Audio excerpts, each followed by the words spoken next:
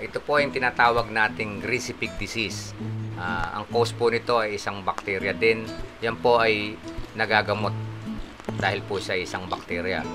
Ang makikita nyo pong sintomas dito sa baboy, simula po ito mapapansin nyo po meron siyang parang balakbak na itim na parang langip po yan na naglalangis-langis po siya, kaya po tinawag siyang greasy pig disease. Usually po ang nakapagdadala po nito yung inahing baboy. Sa inahin po, kailangan pong gamutin natin ng antibiotic. Yung susumpitin po natin ng antibiotic yung kanyang kabahagi or potassium permanganate po kung meron po tayo. Sakali naman pong nagkaroon na, tumama na po yung sakit, ang number 1 po niyang gamot na pwede niyong gamitin sa kanya ay penicillin. Ang isa pa pong pwedeng makaprevent sa kanya ay disinfection. Kailangan pong disinfect tayo araw-araw.